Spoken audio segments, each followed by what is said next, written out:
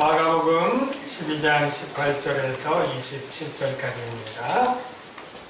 마가복음 12장 18절부터 신약성경 76쪽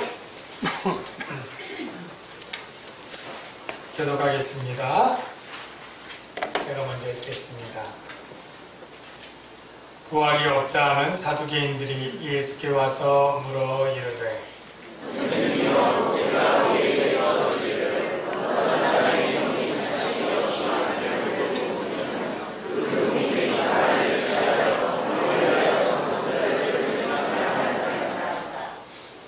칠형제가 있었는데 마지가 아내를 취하였다가 상속자가 없이 죽고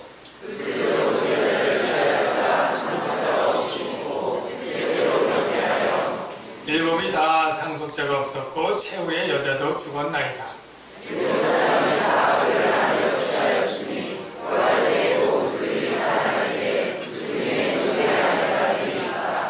예수께서 이르시되 너희가 성경도 하나님의 능력도 알지 못함으로 오해함이 아니냐.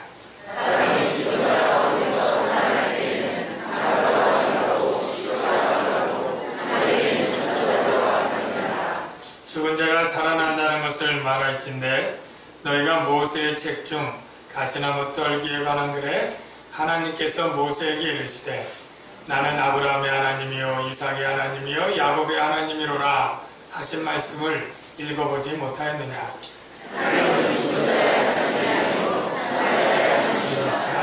너희가 주의 오해하였도다 하시니라. 아멘. 우리 좌우에 계신 영적 형제들에게 사랑합니다 라고 인사하겠습니다. 사랑합니다. 네, 사랑합니다. 반갑습니다. 오늘 본문 배경은 시간적으로는 예수님의 공생의 마지막 고난주간 화요일이 되겠습니다. 장소는 성전 안이 되겠고요. 역사적으로는 AD 30년경 되겠습니다. 오늘 예수님 앞에 사두개인들이 왔습니다. 이 사두개인들의 특징은 무엇이냐면 교리적으로 부활이 없다, 이 세상이 끝이다, 죽으면 끝이다 라고 하는 그러한 교리를 믿는 그러한 단체입니다. 원래 예수님 당시에 세 개의 큰 무리가 있었는데 바리새파, 사두개파, 에세네파 이렇게 있습니다.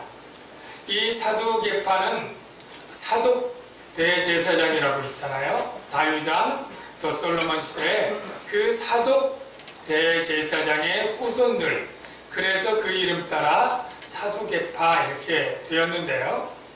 제사장은 세습이잖아요. 그러니까 이들은 다 제사장 후손들이고 제사장들이 많습니다. 그러니까 그 당시 유대 사회의 최고로 높은 종교 집단이고요. 사내들인 공회에 의원들이 많이 있습니다. 대제사장이 물론 그에 속해 있고요. 그들은 부활이 없고 천사도 믿지 않고요. 심판도 믿지 않습니다. 성경 중에는 이 구약 성경이 많이 있었는데 그 중에 모세가 쓴 모세오경만 하나님의 말씀으로 인정하고 우리가 아는 이사야, 에레미야, 시편, 잠언 이런 성경들은 인정하지 않았어요. 더구나 구전으로 나오는 그런 말씀들 다 무시했습니다. 그들이 부활이 없다고 믿는 그러한 사람들인데 이 바리새인들이 지난번에 예수를 미워해서 죽이기 위해서 세금 문제로 고소하려고 했지만 그것이 무의로 돌아가지 않았습니까? 그러니까 이 사두개인들이 그래 그러면 우리가 예수를 대신 책잡아 고소해서 죽여야 되겠다. 이러한 마음을 갖고 대신 오늘 공격적인 질문을 하기 위해 나온 것입니다. 그들이 물은 문제는 부활에 관한 문제입니다. 그들은 부활이 말이 되지 않는다고 생각을 합니다. 왜 말이 되지 않느냐라고 하면 바로 신명기에 있는 말씀에 근거해서 그렇습니다. 신명기에 어떤 말씀이 있느냐면 25장에 계대결혼법이라는 게 있어요. 계대결혼법. 예. 대를 형제들이 대신 잇게 하는 결혼법입니다. 그 결혼법을 직접 명령한 모세의 말을 한번 직접 볼까요? 신명기 25장 5절, 6절 제가 대표로 읽겠습니다. 형제들이 함께 사는데 그중 하나가 죽고 아들이 없거든 그럴 일 있죠? 그 죽은 자의 아내는 나가서 타인에게 시집가지 말 것이요. 다른 사람에겐 시집가지 말고요. 그의 남편의 형제가, 그러니까 도련님이 되겠죠, 보통. 그 둘째 동생이든 그 동생이 그에게로 들어가서 그를 맞이하여 아내로 삼아. 오늘날 같으면 큰일 나는 일이죠. 그런데 그의 남편의 형제된 의무를 그에게 다 행할 것이요. 부부관계를 맺고 그 여인이 낳은 첫 아들이 그 죽은 형제 이름을 잇게 하여. 그러니까 형이 죽으면 동생이 아내로 맞아 아들 낳고 형의 이름을 따주는 거예요. 그 아들을. 그래서 그 이름이 이스라엘 중에서 끊어지지 않게 할 것이니라. 이런 명령이 있습니다. 이 명령을 준 뜻은 하나님이 긍휼과 자비의 마음 때문이에요. 왜냐하면 지금도 혼자 사는 것이 쉽지 않지만 이 수천 년 전에 과부된 여인이 혼자 살아가기는 너무나 힘듭니다. 아마 얼마 못 가서 노예가 되거나 몸을 팔거나 이렇게 되는 일이 아주 흔합니다. 그러니까 그 혼자 된 여인을 보호하고 돌보기 위해서 아들을 낳게 하고요. 그 아들이 또 두 번째로 타인에게 결혼을 하게 되면, 재혼을 하게 되면 이 유업이, 이 땅이 타인의 가문으로 가게 되죠. 만에 하나 이방인과 결혼하면 하나님이 주신 땅이 이방인의 땅이 되고요. 또 나중 일이지만 지파가 다르면 이 지파에 분배된 땅이 다른 기업으로 가겠죠. 그러니까 바로 그 지파의 유업을 보존하고 그 가문의 유산을 보존하기 위해서, 또 그 혼자 된 여인을 위로하기 위해서 형제가 아들을 낳아주는, 그래서 대를 잇게 해준다 해서 계대 결혼법 또는 형사 수취의 규례, 이런 식으로 표현된 규례가 모세 율법에 있는 것입니다. 그러니까 그들은 이 율법을 가지고 예수님을 공격하는 질문을 이렇게 만든 것이죠. 선생님, 예를 들어서 한 사람이 7 형제가 있다고 칩시다. 그래서 그 첫째가 어떤 여자랑 결혼을 했는데 안타깝게 자식 없이 그만 죽고 말았습니다. 그러면 모세 율법에 따라 둘째가 그 형수를 아내로 맞아 결혼을 했는데 안타깝게 또 자식 없이 또 죽었습니다. 셋째가 결혼했는데 상속자 없이 또 죽었습니다. 이렇게 넷째, 다섯째, 여섯째, 일곱째까지 다 결혼했는데 다 상속자 없이 죽었고요. 그 여자도 죽었습니다. 만약 부활이 있다면, 그들의 주장에서 부활이 없다고 믿지만 부활이 있다면 부활할 때 이 여자는 누구의 아내가 되겠습니까? 이게 질문이죠. 그러니까 그들 마음에는 이 부활이 율법과 모순되고, 이런 이상한 일이 발생하게 되는 이 부활은 실제는 있어서도 안 되고 없는 것이다 라는 그러한 생각으로 이렇게 질문을 한 것이죠. 이렇게 하나님의 말씀을 가장 앞서서 가르치고 집행해야 될 최고 종교 지도자들이 부활을 믿지 않았다는 것은 예수님의 입장에서는 가슴이 터질 일이죠. 사랑하는 성도 여러분, 여러분은 어떻습니까? 여러분은 이 세상 죽은 다음에 부활이 있다는 것을 확실히 믿습니까? 정말 확실히 믿습니까? 모든 분이 다 그렇게 믿습니까? 네, 나는 믿지만 다른 사람은 몰라요. 그런 거죠. 네. 여러분, 제가 전에 설교할 때 한국갤럽에서 의식조사를 했는데 그 중에 개신교인들을 대상으로도 의식조사를 했습니다. 제가 그 결과를 여러분에게 소개하면서 굉장히 놀랬었습니다. 네. 그때 제가 놀란 걸 보신 분이 계신가요? 네. 뭐냐면 하나님이 이 세상을 창조했죠. 창조한 것에 대해서 그렇다. 2번 아니다. 3번 잘 모르겠다. 여러분, 하나님이 이 세상을 창조한 것에 그렇다입니까? 아니다입니까? 잘 모르겠습니까? 네. 다 여러분들 1번이라고 하시리라 기대하는데요. 사실 그렇다라고 쓴 퍼센테이지가 59%밖에 안 됩니다. 41%는 아니다 내지는 잘 모르겠다입니다. 그리고 이 세상 종말에 하나님이 이 세상을 심판할 것이다 라고 하는 말은 성경적이고 하나님의 말씀입니다. 믿습니까? 그런데 1번 그렇다, 2번 아니다, 3번 잘 모르겠다에 61%만 그렇다라고 했습니다. 아까보다 조금 높지만 39%는 하나님의 심판을 아니다와 모르겠다라고 개신교라고 하는 사람들, 기독교인 안에 있는 사람들. 우리도 눈 감고 한번 해볼까요? 네. 의외로 많은 사람들이 아니다를 안 했지 몰라도 잘 모르겠다를 많이 찍는다는 거예요. 네. 여러분들 가운데 지금 부활에 대해서 성경에 있고 하지만은 실제 마음속으로는 과연 있을까? 잘 모르는데 이렇게 하는 분들이 이 통계를 유추해서 보면 적어도 30% 이상 된다고 볼 수밖에 없는 거예요. 많은 분들이 부활에 대해서 의심하거나 회의하거나 한다는 것이죠.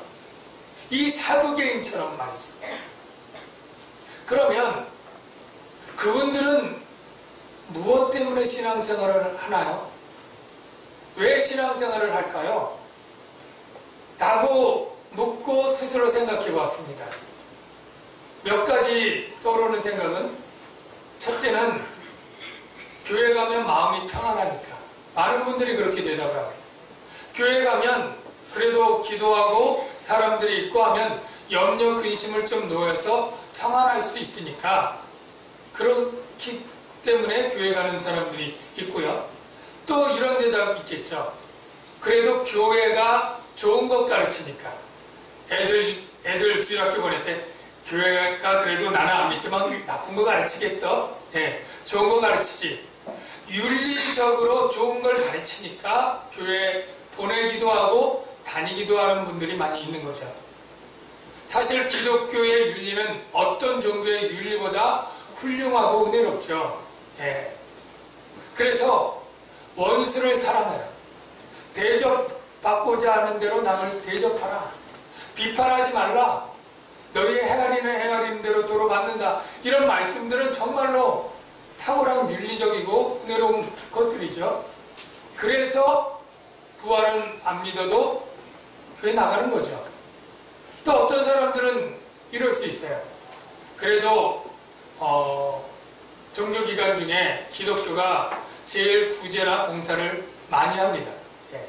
천주교라고 이렇게 생각하는 분들 많이 있는데요. 실제 기독교는 오른손이 하는 걸 왼손이 모르게 하는 게 많아서 그렇지, 통계를 딱 내보면 기독교가 캐톨릭이나 불교보다 3배, 4배 이상 그런 단체들, 봉사 활동들이 많습니다. 그러니까 이걸 안다면, 내가 교회 가서 구제도 하고 선한 일도 하고 이런 봉사를 하는 게 내 인생을 보람되게 하니까, 그래서 교회를 나가는 분들이 없지 않아 있지 않을까, 그렇게 제가 추측을 합니다. 그게 여러 가지 다른 이유들도 있을 거예요.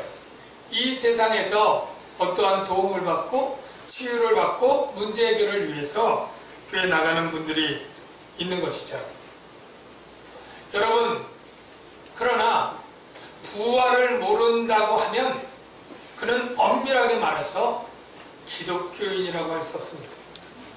교회 생활을 오래 하고 교회 봉사를 많이 하고 어떤 일을 많이 해도 부활을 믿지 않는다면 그는 참 믿음이 될 수가 없습니다. 부활 빠진 신앙은 신앙이라고 할 수가 없습니다.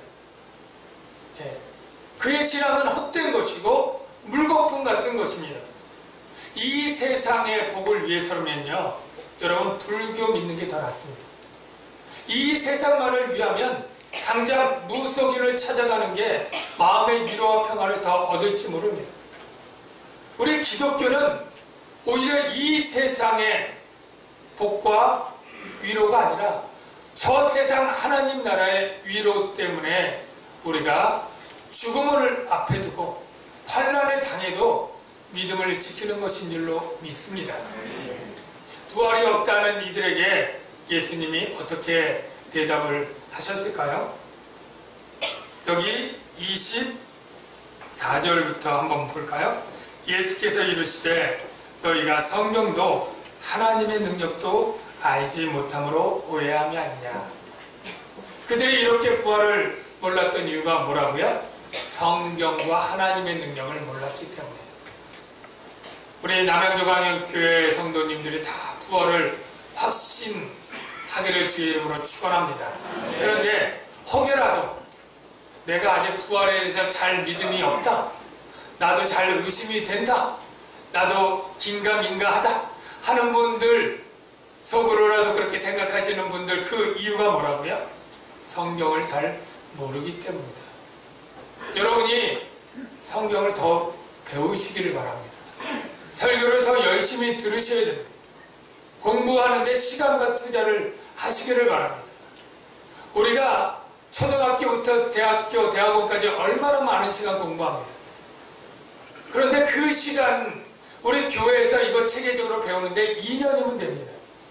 그러니까 초등학교 1, 2학년 과정만 열심히 해도 우리 기본적인 하나님의 말씀과 교리를 다 배우는데 이 2년을 투자하지 않습니다. 여러분 뭐 열심히 하신 분도 있지만 사실 주일날 2시간이 신앙생활의 전부인 분이 한국교회의 거의 50% 됩니다. 그 외에는 다른 예배도 나가지 않고 성경 공부도 참석하지 않고 10년 지났지만 한 번도 참석하지 않은 분들 꽤 많습니다. 여러분, 성경을 모르면서 믿음이 자라기를 간구하는 것은 그건 믿음이 아닙니다. 기도한다고 믿음이 다 자라납니까? 아니에요. 믿음은 들음에서 납니다. 하나님 말씀을 듣고 배우고 익혀야 믿음이 견고해지고 자라나는데 기도만 한다고 되는 것이 아닙니다.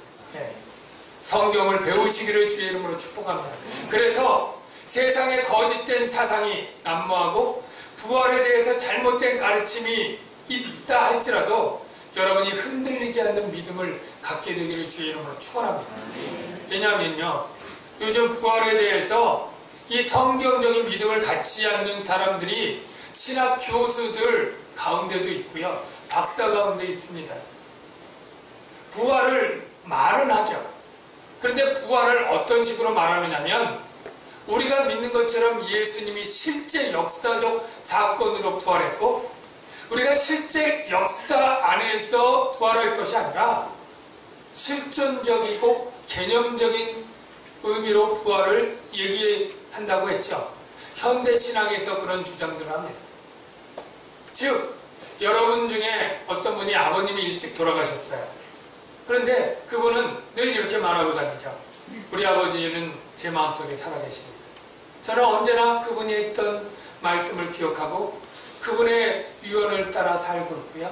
그분을 추억하면서 생각하며 살고 있습니다. 그분은 제 마음속에 살아계십니다. 이런 표현을 할 수 있죠. 그렇다고 해서 아버지가 부활한 건 아니잖아요. 그의 마음속에 생각 속에 있다고 그걸 부활이라고 할 수 있는가요? 아니거든요. 다른 개념이죠. 그런데 예수님의 부활을 이렇게 이해하는 신학 주장들이 있고 그것들이 제법 똑똑하고 교양 있는 사람들이 지지한다니까요. 예. 예수님이 실제 역사적 부활한 것이 아니라 그 제자들 마음속에 그의 가르침이 달아있고 그의 교훈을 순종하고 그분을 늘 경외하면서 묵상하며 살 때 제자들 마음속에 교회 성도들 마음에 예수님이 부활한 것이다 라고 주장하는 이것은 거짓입니다. 여러분이 혹여라도 이러한 것들이 훌륭한 신학 교수와 박사에 의해서 가르쳐진다 해도 여러분 성경이 아닌 것이라고 여러분 분명히 아시길 바랍니다. 예수님은 육체적으로 부활했고 우리와 같은 몸을 가지신 분이었고 그 몸을 가지고 하늘에 승천한 것이죠. 부활에 대한 정확한 이해가 없으니까 엉뚱한 질문들 많이 있습니다. 예를 들어서 부활하면 여기처럼 부부가 서로 알아볼까요? 그런 질문도 많고요. 예. 또 큰 형은 어려서 죽었습니다. 둘째 동생부터는 7, 80까지 늙어서 살다가 죽었습니다. 나중에 부활하면 형을 아가처럼 업고 다녀야 되느냐고 그렇게 묻기도 하고요. 또 물에 빠져 죽거나 불에 이렇게 좀 끔찍하게 죽은 사람들이 어떤 모습으로 부활하느냐 이런 것도 질문하기도 합니다. 좀 오래된 썰렁한 유머, 죄송하지만 잠깐 소개하면 그런 얘기 있죠. 요즘 지옥이 공사 중이다. 왜 공사 중이냐? 한국 사람들 때문이다. 왜 그러냐? 한국 사람들이 하도 찜질방 사우나에 단련이 돼서 지역의 웬만한 온도로는 형벌이 되지 않아서 온도를 올리고 있다. 그런 얘기 다들 대부분 아실 거예요. 그런데 지옥뿐 아니라 천국도 공사 중이다. 그래요. 왜? 한국 사람들 때문에. 한국 사람들이 하도 성형을 많이 해서 원본 대조 작업이 너무나 오래 걸려서 인식 작업을 새로 하기 때문이다. 뭐 그런 얘기를 합니다. 부활할 때 성형 전의 모습으로 부활하느냐 성형 후로 부활하느냐 이게 또 궁금한 사람도 있어요. 여러분 부활할 때 어떤 모습으로 부활할까요? 우린 모르죠. 그러나 우리가 이 세상에 있던 모습을 반영하지만 전혀 새로운 몸으로 부활하게 될 것입니다. 예수님처럼 영적인 몸이요 썩지 않는 몸이요 약하지 않고 강한 몸이요 영광스러운 몸으로 부활할 것입니다. 장애가 있다 할지라도 장애를 갖고 부활하진 않을 거예요.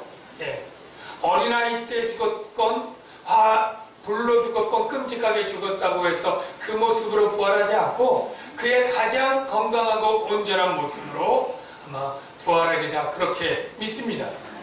예수님이 그렇게 부활체로 부활하셨으니까. 그들이 모르는 것이 무엇입니까? 바로 부활 후에 우리의 몸이 어떻고 어떤 상태가 되는지를 몰랐다는 거예요.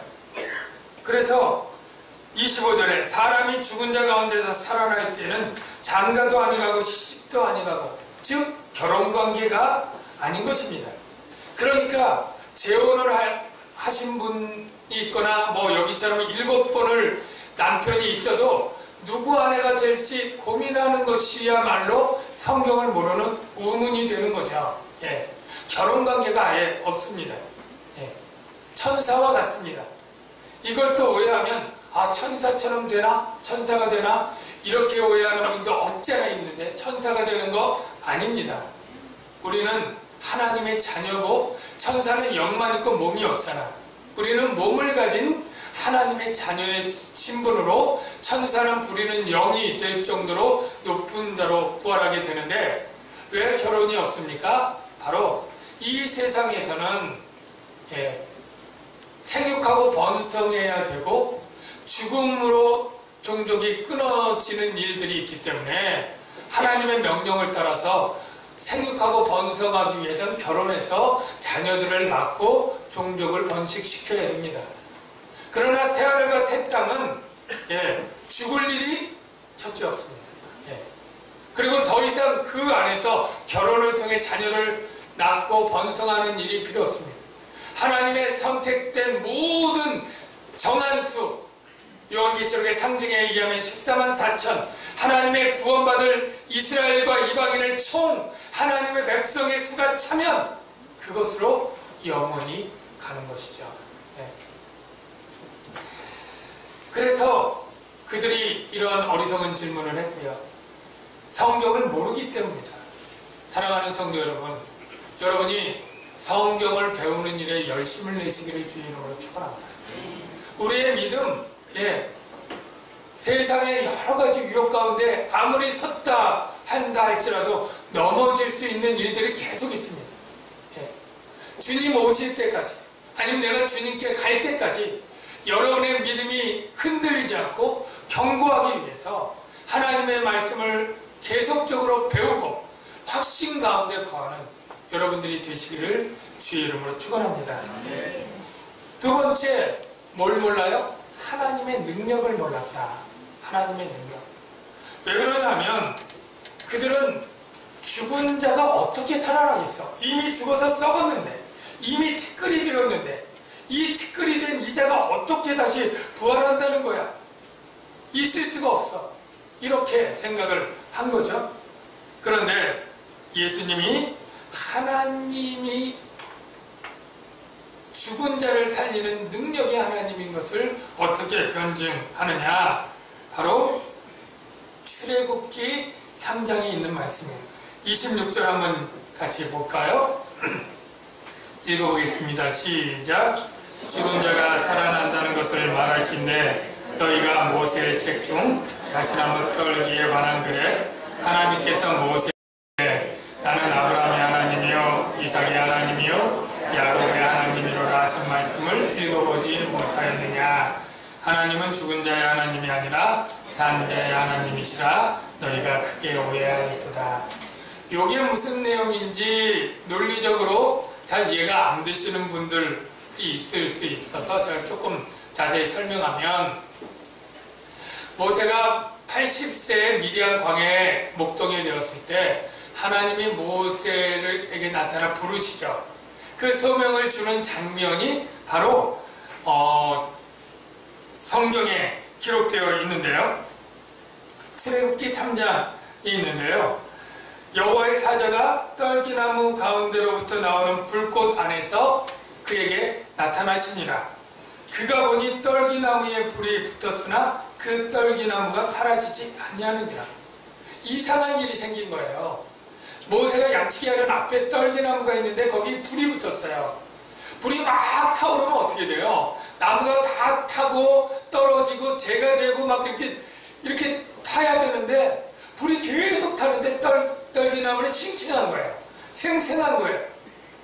너무 이상한 일이죠. 그래서 다가갔더니 바로 그 불은 우리가 아는 그런 불이 아니라 하나님의 영광의 임재를 나타내는 화염이었죠. 그 하나님께서 거기서 모세를 부릅니다. 모세야, 모세야. 그러면서 모세가 당황해서 놀랄 때 자기를 하나님이 이렇게 소개를 합니다.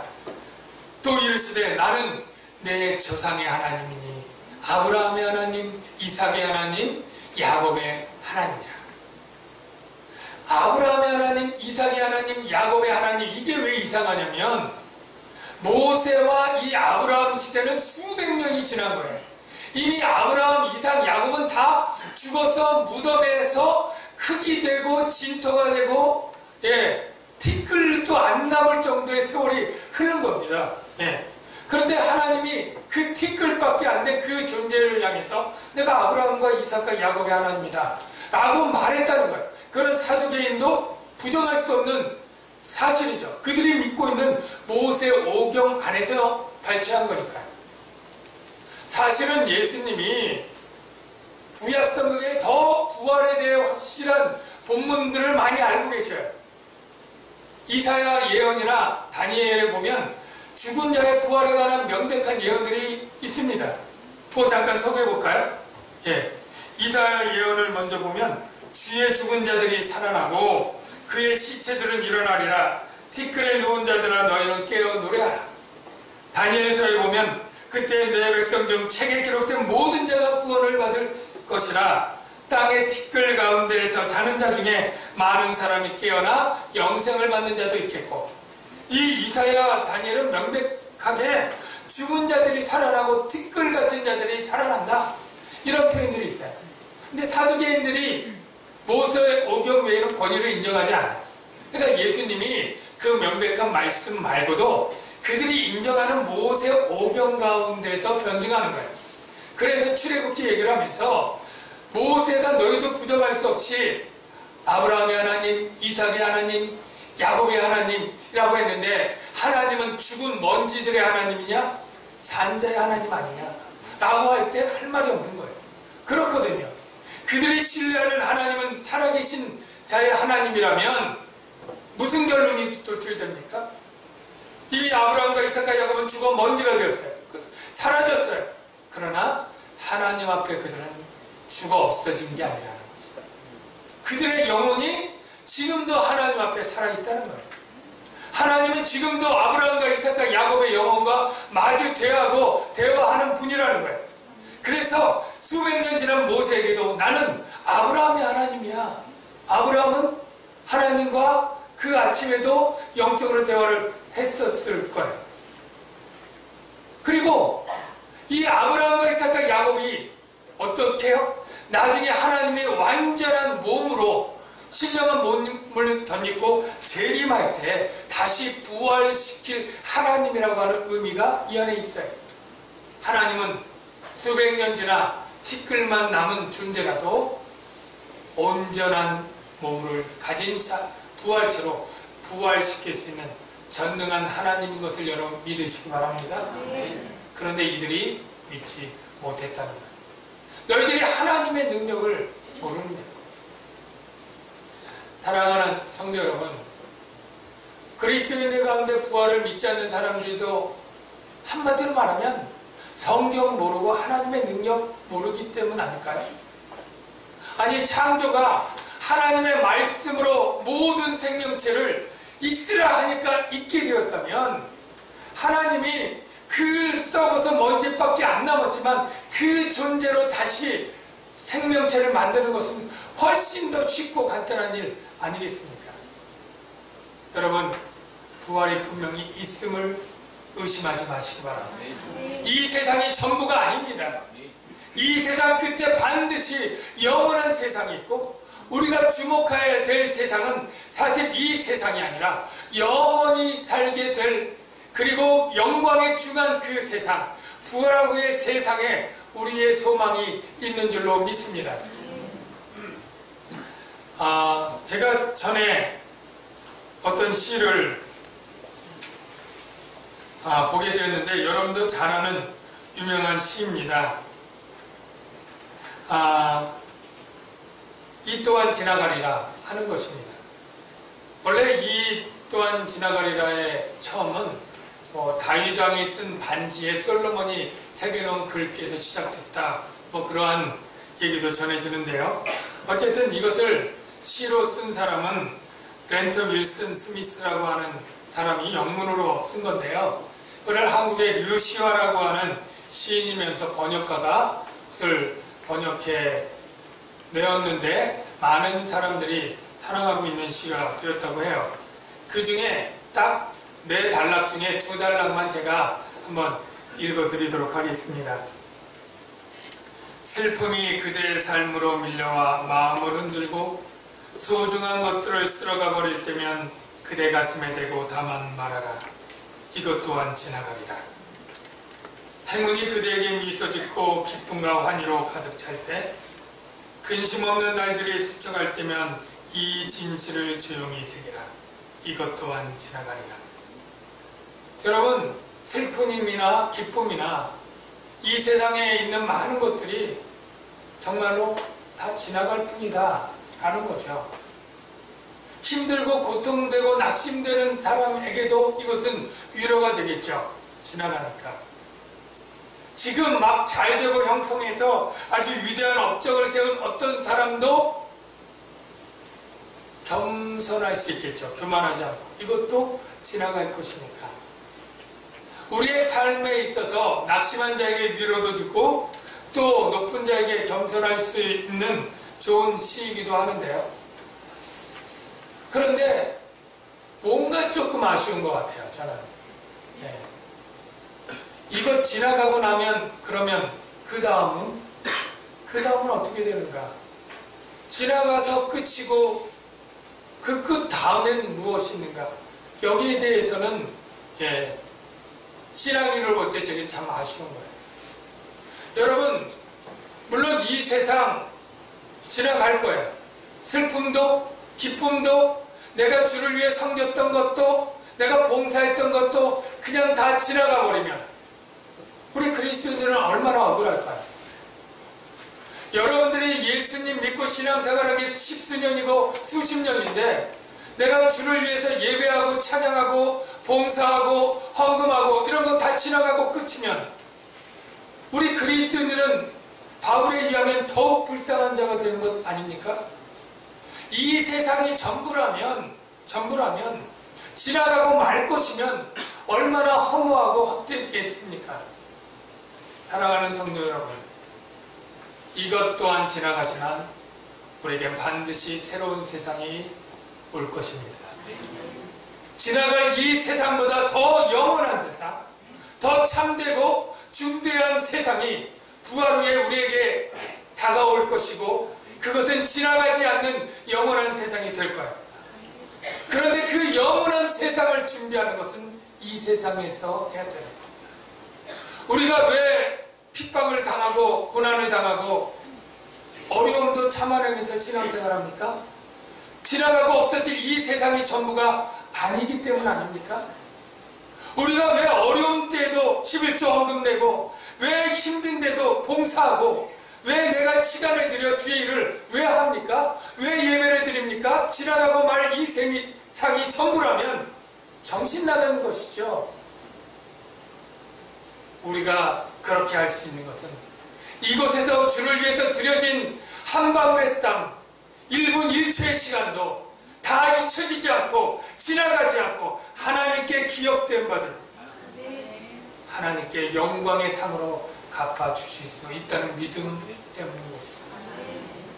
여러분, 흔들리지 않는 부활의 신앙, 이 신앙 없으면 기독교인 아닙니다. 부활에 대해서 의심하면 참된 그리스도인 아닙니다. 여러분이 확신한 믿음 가운데 나가시기를 주의 이름으로 축원합니다.